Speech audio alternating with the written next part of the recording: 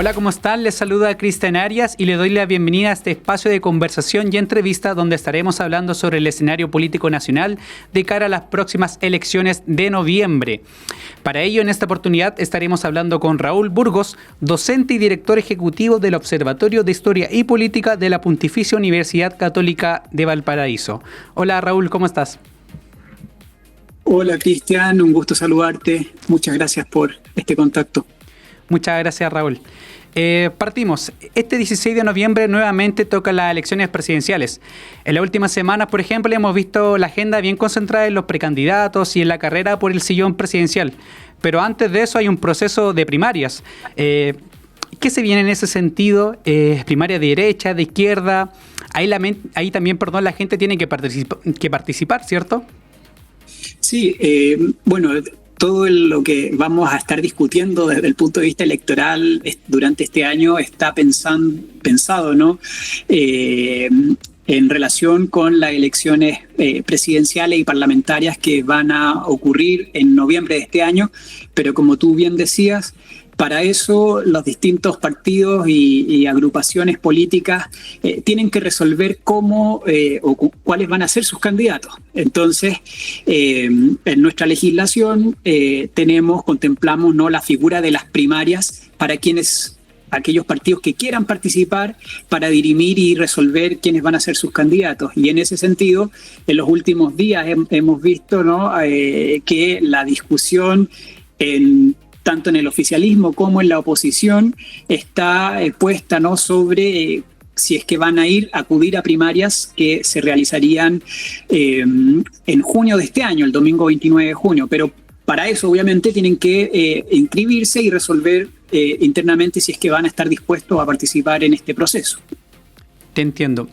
Ahora pasemos al sector oficialista, que es la centroizquierda, la socialdemocracia, el Frente Amplio, el Partido Comunista. Con el anuncio de Carolina Toá pareciera que el panorama de candidatos presidenciales está más o menos armado, pero aún hay partidos que no se toman o que no toman definiciones. ¿Qué podemos esperar en las próximas semanas en este sector? Por ejemplo, ¿podríamos ver la aparición de nuevos candidatos? Bueno, sin duda que la definición de Carolina Toá marca un hito y despeja algunas dudas y obviamente va limpiando, ¿no?, liberando un poco el camino para su candidatura.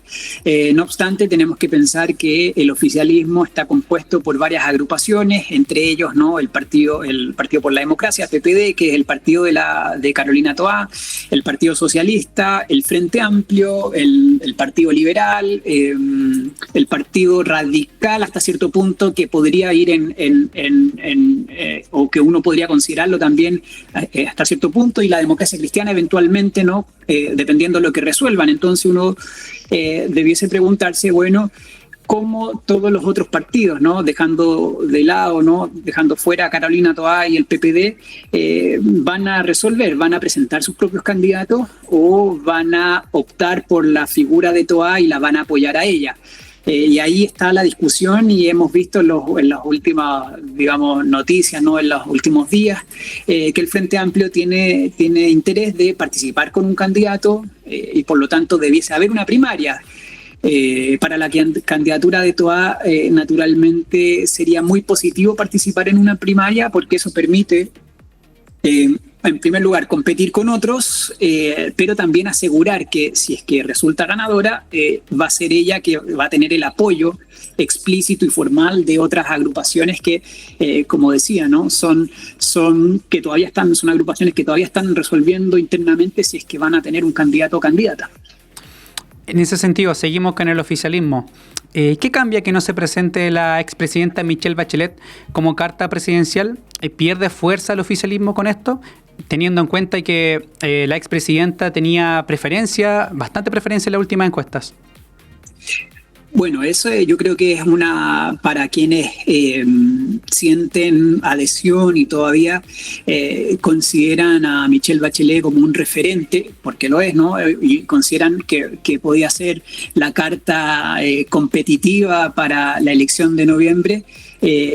obviamente para la decisión de Bachelet echa por tierra, ¿no? Esa esperanza o esas expectativas que tenían algunos miembros del oficialismo.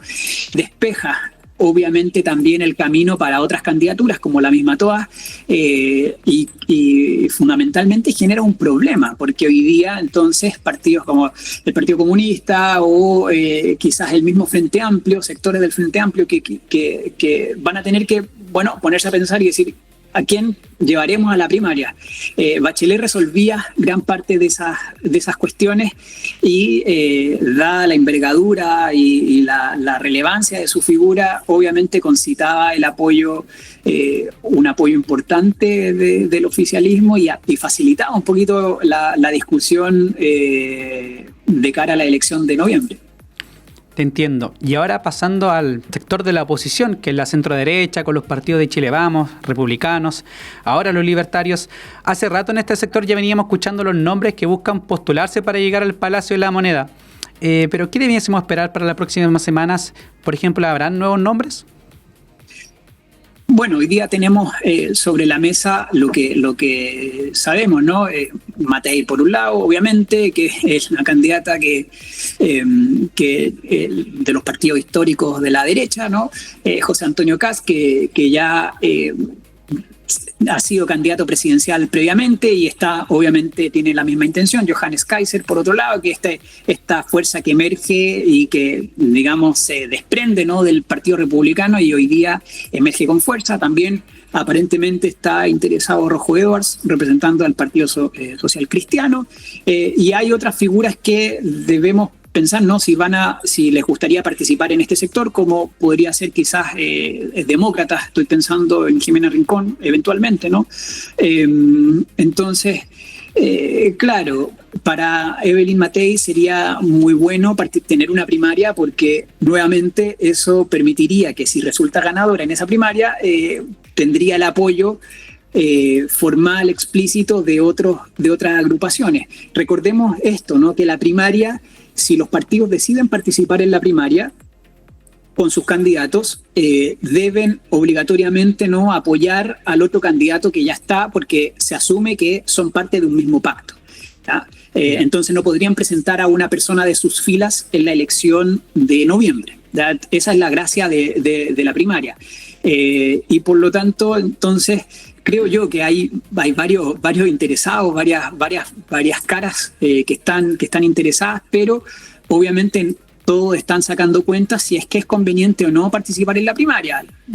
Por ejemplo, Johannes Kaiser quizás dice, no, me atrevo y voy hasta el final. Pensemos en las elecciones anteriores, hagamos un poco también de historia electoral. José Antonio Kast en las ocasiones anteriores decidió no participar en primarias y acudir a la primera vuelta presidencial, asumiendo, ¿no? Y le fue, al menos en la última elección presidencial, le fue bien porque él fue la persona que pasó a segunda vuelta. Entonces, yo creo que todavía, digamos, hay esfuerzos de parte de la derecha tradicional, la figura de Matei, ¿no?, de que se realice una primaria, pero obviamente los otros candidatos están evaluando qué es lo que les conviene más para proyectarse a sus figuras, ¿no?, y sus partidos emergentes en el caso de Kaiser. Y ahora, alejándonos un poquito más de los candidatos propiamente tal, también tenemos, durante la época de campaña se ve, por lo general, vemos mucha información sobre las propuestas de los candidatos, sobre todo en redes sociales. Algunas de ellas, por ejemplo, son hechas de manera malintencionada, buscando solamente desinformar a la población. ¿De qué manera se puede combatir eso? ¿A qué fuentes, por ejemplo, podemos recurrir? Bueno, en esto es muy interesante este tema, ¿no?, porque implica que debiese haber voluntad y al menos esfuerzos de distintos actores de la sociedad. Obviamente los medios de comunicación son uno de los principales actores en este proceso, porque gran parte de lo que nosotros conocemos está mediado por las definiciones o los distintos programas, los medios de prensa, en fin, que difunden, publican y van permitiéndonos conocer un poco más en detalle a los candidatos, las propuestas de los candidatos. Entonces, desde ese punto de vista, los medios cumplen un rol fundamental. También, naturalmente, la ciudadanía organizada especializada, agrupaciones que se dedican a evaluar y difundir, sobre todo cuando hay informaciones falsas, no a corroborar esa información. Eso es vital también para que la ciudadanía obviamente pueda discriminar entre aquello que es real y aquello que en realidad está siendo construido, elaborado para llevarnos al error, ¿no? Y obviamente la ciudadanía tiene un rol fundamental, y en esto tenemos que enfatizar, ¿no?, que parte digamos, de nosotros mismos, ¿no? Tenemos que esforzarnos por quizás informarnos adecuadamente, tratar de utilizar distintos medios, ser capaces de discriminar en la información e interesarnos por la discusión pública, que obviamente tiene repercusiones. Yo entiendo muchas veces que también la ciudadanía, dado distintos eventos de connotación pública, distintos casos que son muy criticables, reprochables éticamente, en fin, haya un distanciamiento con la actividad política institucionalizada. Estoy pensando con los actores de la política cotidiana de nuestro país, pero tenemos que esforzarnos por conocer más qué plantea, qué propone cada partido, qué propone cada candidato, y utilizar distintos medios para informarnos. Y en eso obviamente hay una responsabilidad que recae en nuestros hombros, en la ciudadanía, obviamente para poder votar y tomar decisiones informadas en los distintos procesos electorales que tendremos por delante. A lo largo de estos últimos años, por ejemplo, Raúl, hemos participado de múltiples votaciones, plebiscitos, elecciones presidenciales, ahora último, elecciones municipales, regionales, pero tengo entendido que, o sea, después de noviembre vamos a estar en un pequeño oasis electoral, por así decirlo. Después de estas elecciones, ¿cuándo va a ser la próxima vez que vamos a volver a las urnas? Bueno, la última elección que nosotros tuvimos, que fue de municipales y gobiernos regionales, ¿no?, consejeros regionales y gobernadores, se realiza también cada 4 años, por lo tanto, desde el año 2024, ¿no?, al 2028, y luego la que vamos a desarrollar durante este año, que es la de elecciones parlamentarias y presidenciales. También tiene una duración de 4 años las autoridades que resulten elegidas. Entonces ahí estaríamos hablando de 2028-2029 respectivamente, ¿no? Entonces eso da margen desde el punto de vista de lo que señalabas, ¿no?, para también evaluar a las autoridades y obviamente digamos, descansar un poquito de esta intensidad, esta agitación electoral que hemos tenido en los últimos años, precisamente por lo que tú señalabas, los plebiscitos y todo eso, ¿no? Y por último, Raúl, hemos hablado de los candidatos presidenciales, de la carrera, de cómo informarnos respecto a las informaciones de los mismos candidatos, pero el mismo 16 de noviembre no solamente vamos a votar el próximo presidente de la República, sino que también vamos a tener otras elecciones en la papeleta, por favor, que son las elecciones parlamentarias.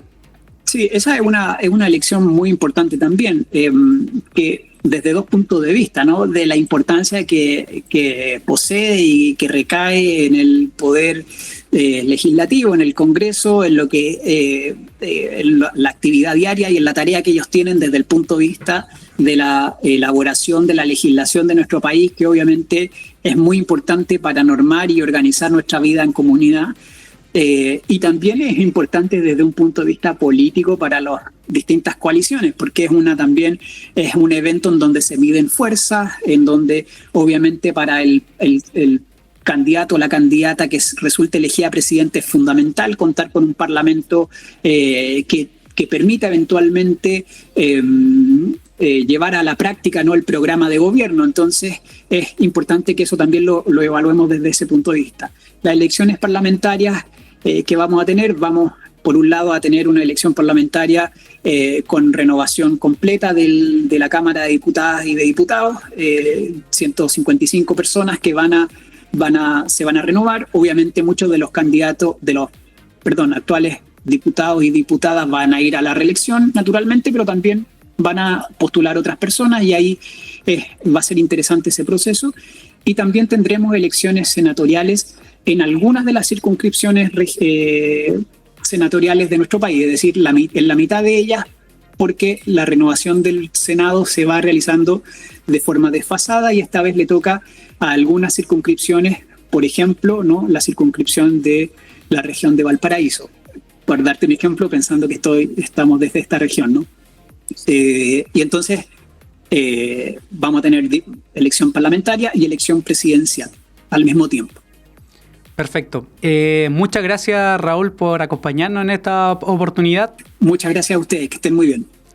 Sobre el escenario político nacional de cara a las elecciones presidenciales y parlamentarias, hablamos con Raúl Burgos, director ejecutivo del Observatorio de Historia y Política de la Pontificia Universidad Católica de Valparaíso. Por mi parte, me despido sin antes invitarlos a visitar todas las redes sociales y el sitio web de Radios Regionales. Hasta pronto.